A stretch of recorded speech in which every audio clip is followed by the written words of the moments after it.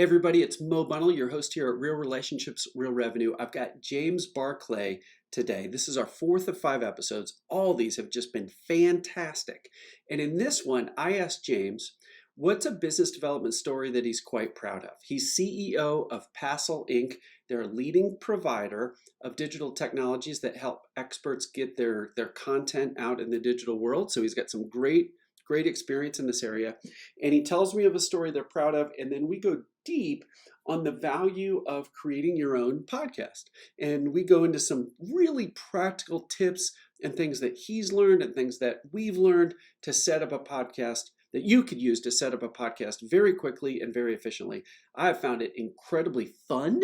It's energizing. You probably feel that from me on the show. This is one of the things every single week I look forward to the most. I'm learning from it. I'm able to get our content out there.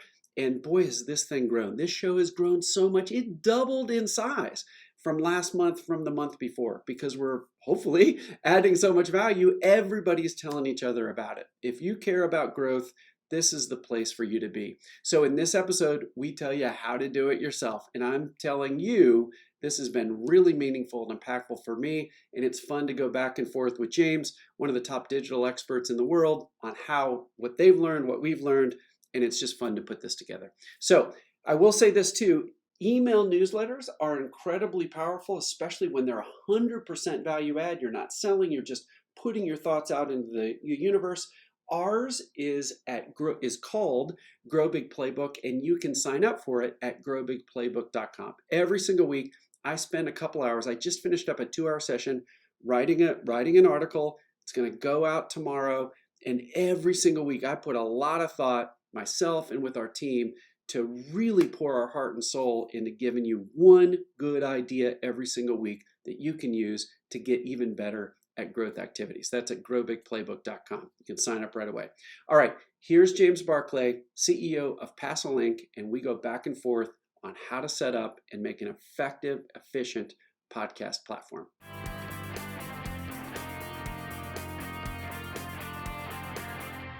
Hey everybody, Mo Bunnell here, your host at Real Relationships, Real Revenue, episode 4 with James Barclay, CEO of Passel Inc., one of the top technology providers to help get your thoughts, get your ideas, get your content out there in the world so digitally, so that people can find you, fall in love with you, and want to hire you. So James, question for the top of this episode. I want you to tell me a story around business development that you're particularly proud of. Okay. So it's not just me. This is a team effort from Passel, but it's well thought out. And I'll address it. Start with the challenge, and our challenge is that we need to talk to CMOs of law firms mainly. And what we often do is we get in touch with people who are further down the chain than the CMO, and that's grand, and it's worked very well. But it takes an awful lot of time to climb the ladder. Yep. To go uphill. So if we can have a really useful conversation with the CMO, then we tend to be able to sell what we sell much more effectively than if we go in lower down. It's just the nature of the strategic tool we sell. So the challenge we had was how do we get to the CMO? The solution that as a team we came up with, and this is not by far not just me. This is our brilliant marketeer, Sam Page and Natasha and the team really coming up with this was our podcast. And so the way we use and we'd always wanted podcasts because it's great content and blah, blah, blah, blah. But we realized that it was a fundamental business development tool because the salespeople could go in and invite CMOs to be part of our CMO series podcast.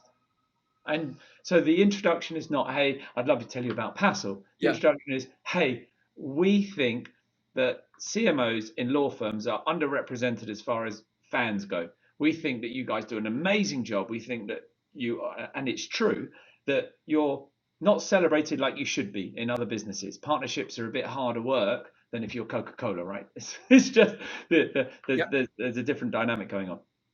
So this gave us an opportunity to have a chat with the CMO. So we end up being able to talk to CMOs very easily about the podcast. They talk about their passions, their leadership, what they know all about. We get to know them that way.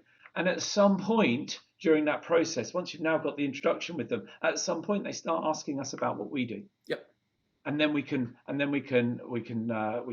talk to them about Passel, and it might or might not be a fit, but we're in the right room with the right person having the right conversation. Yep. And the vehicle to get there was our CMO podcast. Plus, of course, it builds on itself, because the more fantastic content you have, the more people want to be on the podcast, which means that CMOs are coming to us saying, hey, I want to be on your podcast. Yeah. And it wasn't developed that way. We just wanted to have some content, but it's just been fabulous. And it's just been a really neat way to get to know the people who might buy from us.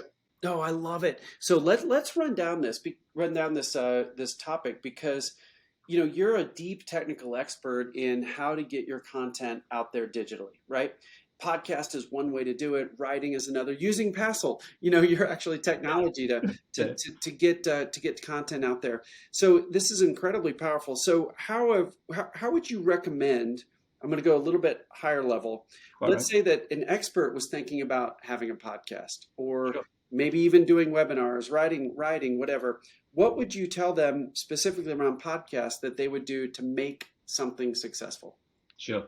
I think with what we learned is, for us, short and sharp are better than long and long. Yeah.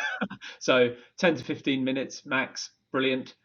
You need to celebrate whoever your person is that you're interviewing.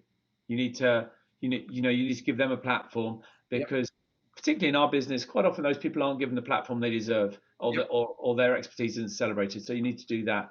You need a theme. Don't just make it whatever I think of this week. It needs to have a core to it. With us, it's CMO, CMBDO, a business development and marketing experts in law talking about what they're passionate about. And I think, and then it's a case of getting going, and it goes slowly, and learn as you go. You're not going to be perfect at it the first go, but each time do a feedback loop and say, hey, what worked, what didn't work? Yep. What's nice now is the same way as we're using technology today. Everybody's confident now on this technology. Yep. No one's worried about it. They used to be, and they're not anymore. Everyone's talking on Zoom now for 2 years. Yeah, 100%. And what's really neat about these I love your three things: make it short, celebrate the interviewer, and have a theme. One of the things I've learned about this, and we just got the numbers for last month as we record this, we doubled our downloads just in 1 month. And we had been at it 18 months, but the numbers are staggering. Like, it's 4 to 5 times as big as our weekly email list now, our podcast is. And we spent 8 or 10 years building that up. Like, it's amazing how people are devouring digital content these days. And a podcast is a great way to do it. And don't stress about it being complicated. If you use Zoom, start by recording on Zoom and just going for it. If you muck it up, it's really easy to edit stuff. Get somebody in your team who's keen and excited to do the editing. They'll become an expert in that. Don't overthink it. Just get going. The other thing I was just going to mention there is, if you can, provide feedback to whoever was on your podcast with you. Tell them the numbers. Hey, so this many people listened. These are the people who listened. Whatever the good news is, make sure that you've told them afterwards, so that then they sit there and go, hey, I was on that podcast, but it was cool because such and such listened to it. They'll be proud of it too, and they can share it. You're giving them an opportunity to recommend and refer you. Yep. Oh, I love this. Okay, so can I give you 3 ideas and you react to these? Sure. So these are things I've learned, because I love your 3. I'll give you 3, and then you give me some reaction. By the way, I really loved your short one. Our numbers spiked when we went from hour-long episodes to 10 to 15-minute episodes. Like, that one switch changed everything. So I just want to reinforce what you said. Audience, what James said is brilliant. Shorter is better. Okay, here's my 3 things. I really like seasons. Seasons, like our season 1 and 2 were all about sort of big, famous author, speaker types, friends and friends of friends. That was fun. I've actually liked season 3 almost even better, where I'm interviewing my favorite rainmakers. Well, there's a theme to it. Season 4 is going to be different. Season 5 will be different. I think seasons are sort of cool, almost like a season of a TV show. The second thing is, I think it's been fun this season to have the same exact 5 questions for each interviewer or interviewee. Okay. Yeah. And that's going to be neat, because it takes me so much less time to prep, because I already know what the questions are going to be. I don't have to rethink it based on the person's background and take 5 hours, and because I really did take 5 hours in the old days.